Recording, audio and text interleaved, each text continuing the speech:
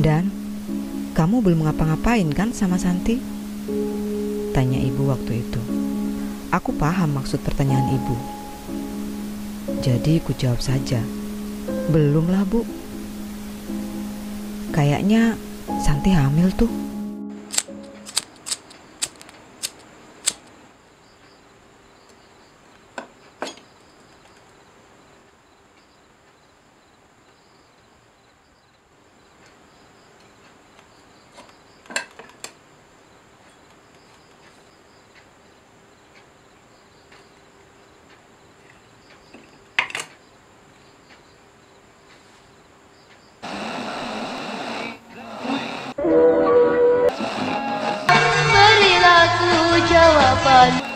Selamat datang di podcast Kopi Hitam. Halo para pendengar podcast Kopi Hitam.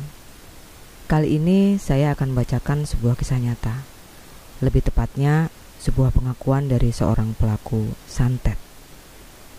Pengakuan dari seorang kenalan dan cerita pengakuannya ini akan saya ceritakan eksklusif hanya kepada Anda. Iya, antara kita aja. Tapi sebelum saya memulai membacakan cerita, saya mau sedikit berkomentar tentang santet. Menurut saya, santet itu salah satu warisan leluhur yang mengandung unsur teknologi. Di era milenial ini, teknologi santet perlu digali potensinya sehingga bisa lestari dan mengikuti perkembangan zaman. Coba kita bayangkan, seandainya jasa-jasa pengiriman seperti JNE atau PT Pos memakai moda pengiriman santet, mungkin bisa mengurangi kemacetan di kota-kota besar. Kalau biasanya pengiriman santet cuma sebatas perlengkapan bangunan seperti paku dan baut, atau perlengkapan jahit penjahit seperti jarum dan benang, akan berganti dengan pengiriman barang-barang elektronik, perlengkapan fotografi, kosmetik, bahkan sayuran segar. Teknologi ini juga bisa menaikkan pertumbuhan ekonomi di kalangan petani, karena mereka bisa langsung mendistribusikan hasil pertanian mereka ke seluruh penjuru dunia. Indah bukan? Oke, langsung saja saya akan membacakan ceritanya untuk kalian. Cerita yang berjudul Pengakuan Pelaku Santet. Nama dan tempat sengaja saya samarkan untuk menjaga privasi dari orang-orang yang ada dalam cerita ini. Aku menceritakan ini bukan untuk mengajari orang lain berbuat jahat, melainkan semata-mata supaya yang mendengarkan ceritaku ini bisa mengambil hikmah dari pengalaman yang aku alami ini. Kejadian ini terjadi sekitar 12 tahun yang lalu. Aku tinggal di sebuah desa di bagian tengah Pulau Sumatera. Di lingkungan tempat tinggalku, pendidikan itu bukan hal yang penting. Bagi kami, bisa lulus sekolah dasar itu sudah bagus. Seorang pemuda lulusan SMP sepertiku dalam lingkungan pergaulan sudah dianggap sebagai panutan dalam hal intelektual. Padahal, kalau mereka tahu apa yang pernah aku lakukan, mungkin kekaguman teman-temanku akan berbalik menjadi kebencian. Semua berawal dari ketika liburan kenaikan sekolah.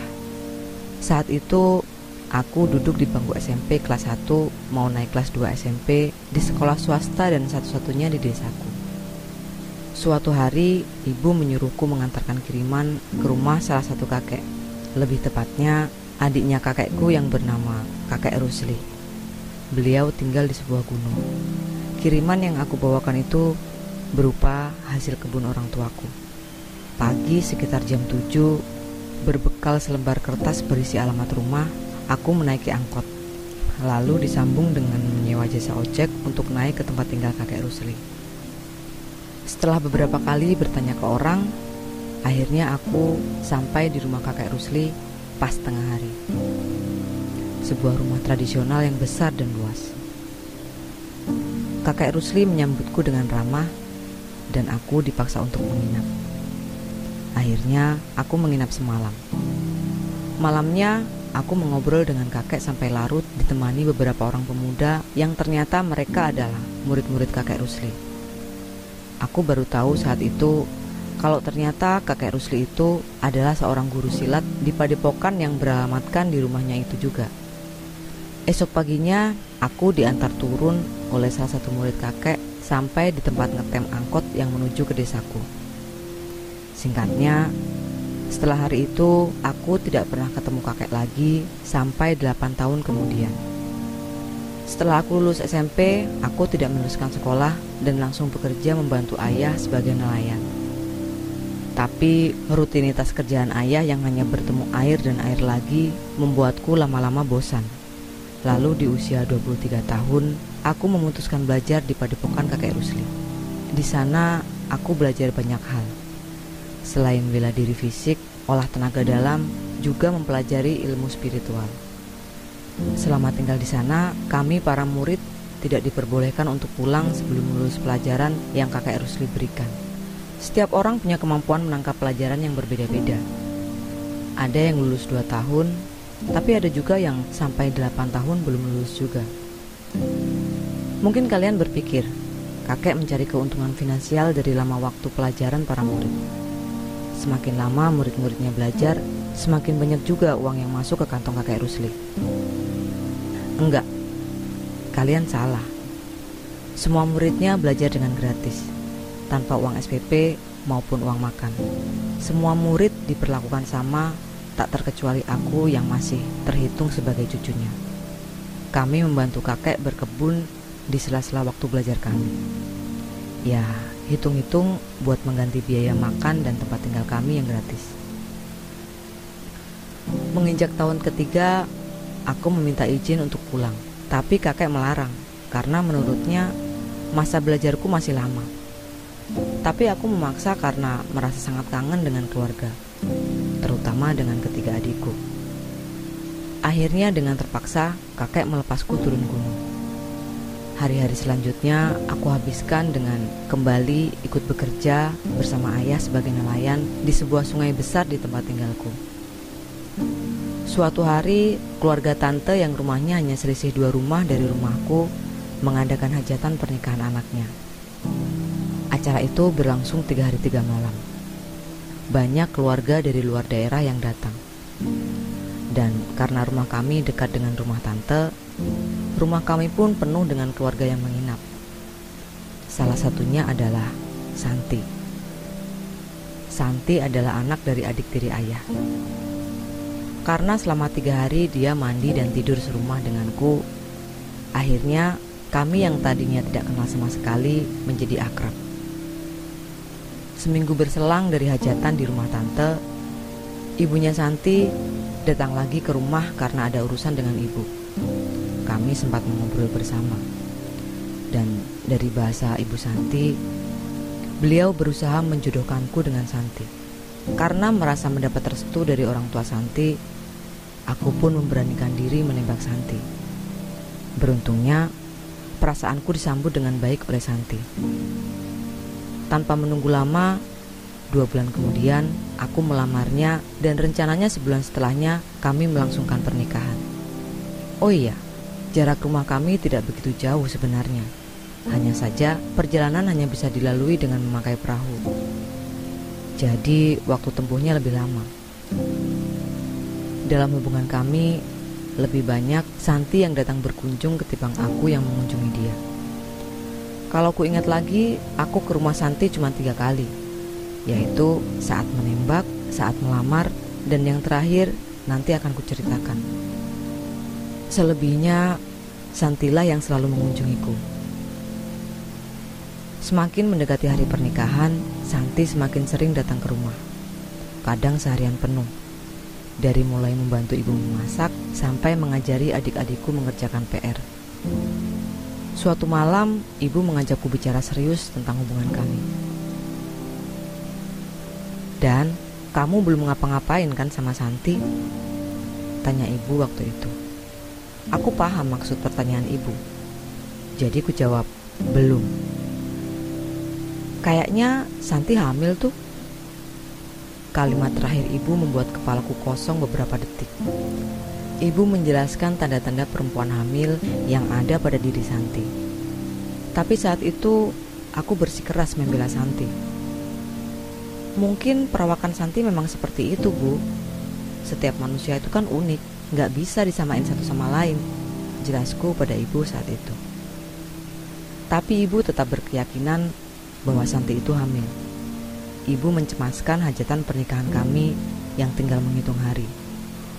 Mungkin lebih ke berat menanggung rasa malu karena saudara-saudara jauh sudah dikabarin.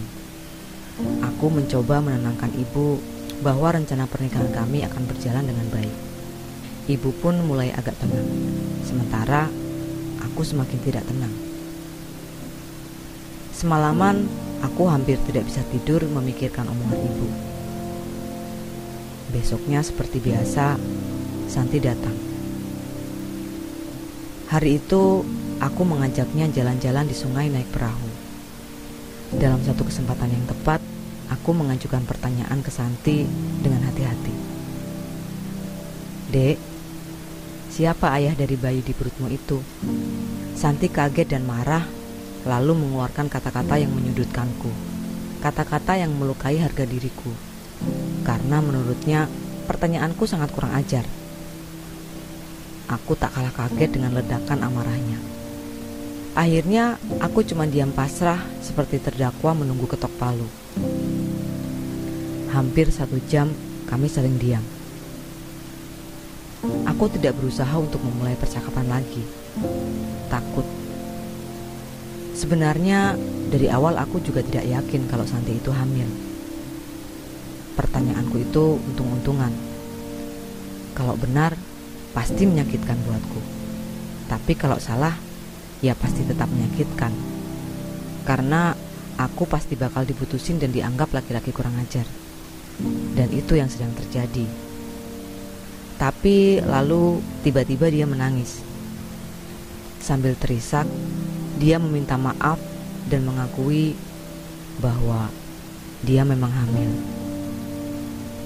Dan ayah dari bayinya kabur ke Pulau B. Aku kaget lagi.